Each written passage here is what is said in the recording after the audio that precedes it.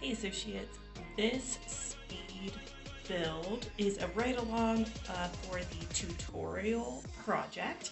I wrote my tutorial about how to use like the Spotify platform to record podcasts, and so I am just starting out with getting my content.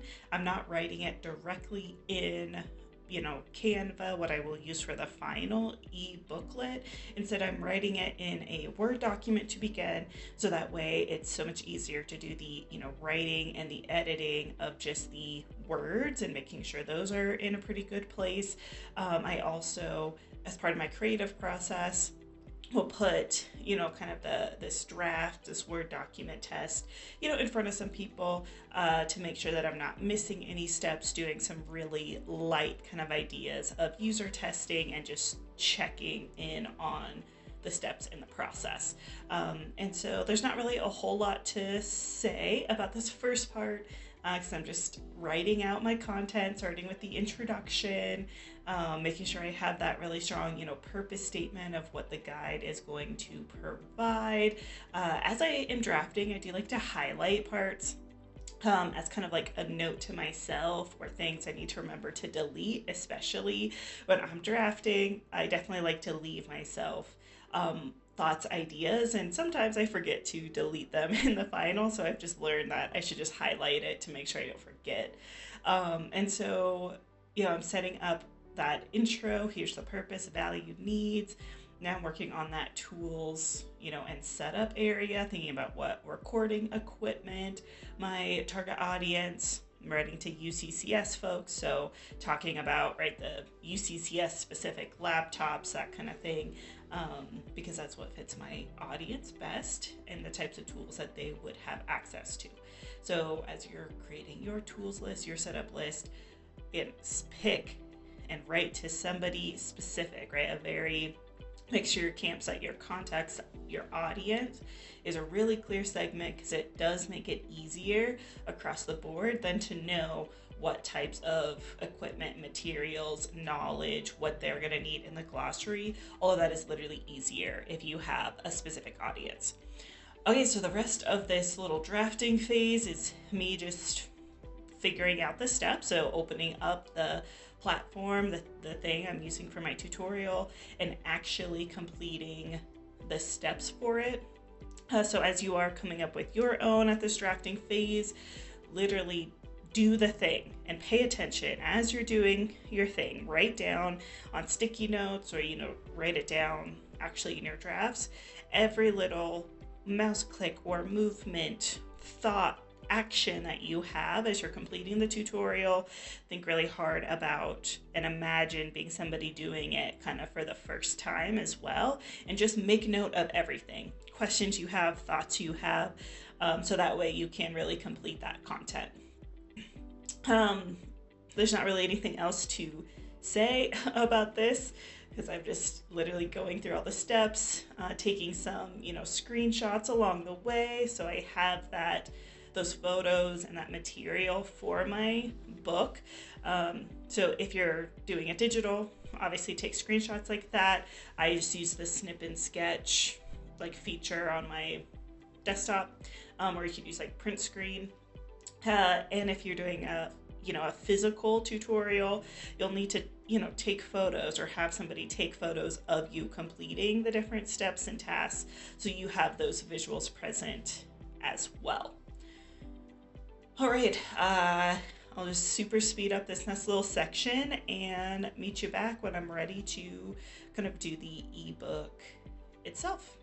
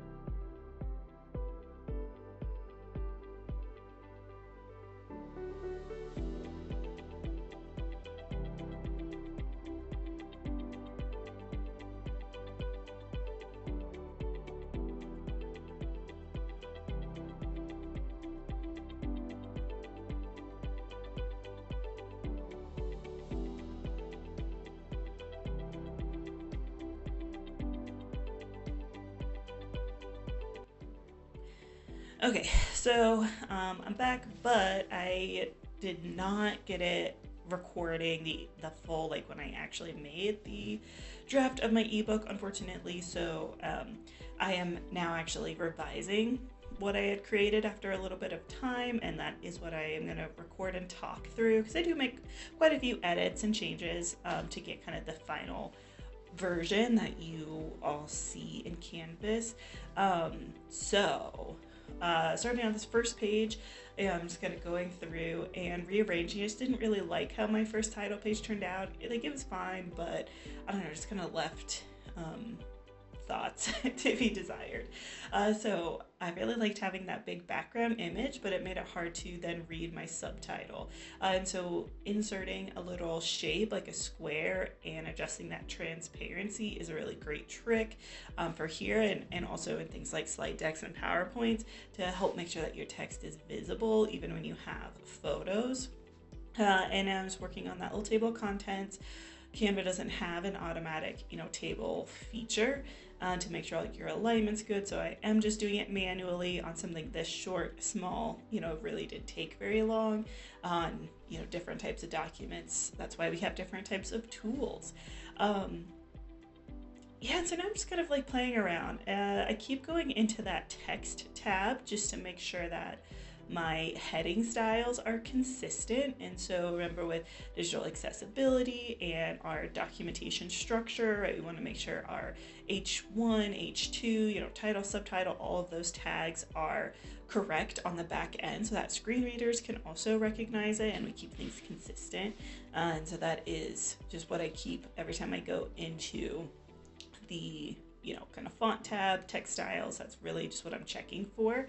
And now I keep playing around. I feel like, why I just was so unhappy. I felt like there was, kind of that gap that I really wanted, like a microphone or something there. And so I keep kind of going back and forth, and ultimately land on this design with, you see I'm changing that heading style there. This design with kind of that background border effect so you could read the subtitle. All right. Hey, just updating pages, doing a little bit of that work, and like I have the book in a really good place, and so now I'm just going back and doing those revisions to make it better. And so there's no real secret, right? The best way to improve your work is just giving yourself a little bit of space, a little bit of time, and revising. And so I'm in that document styles, checking, making sure, okay, I decided those were going to be subheadings instead of main headings, and kind of just adjusting what it considered sort of a top level topic versus other types of topics. Here I was adjusting the sizing and the line spacing to make things fit, and I'm going through and actually clearing out some of these sentences that just weren't adding enough value and meaning, but were taking up a lot of space on the page. And so sometimes you just need to go through and like thin some things out. I also realized that in my footnotes, the actual numbers, the anchors had been lost. So I had to go back and add in the, 1, 2, 3. Canva also doesn't have the ability to do a hanging indent the way like Word or Google Docs does, because it's just not super made for that. So I am manually going through and making my own hanging indents and tabs. So that way, it's easier to see where the citations are. On this page, I went ahead and grouped all those elements so I could resize them at once, and realized that that initial color was really hard to see. So I decided to go with, that Spotify green that was so nice and vibrant. And then just, updating page numbers, changing little colors, just so that way the contrast is going to be better and everything is really accurate on that. Play around with different layouts. I realized, I had kind of created just such a big wall of text in a way, and I have the opportunity to guide their eyes kind of down and then across the page a lot better. And then I realized, 3 paragraphs in a row, like it was just going to be a little bit too much, and so I moved that last paragraph into its own text box so I could manipulate the placement easier. That way you only have, 1 paragraph. Okay, then here's a special note. People can choose to skip that.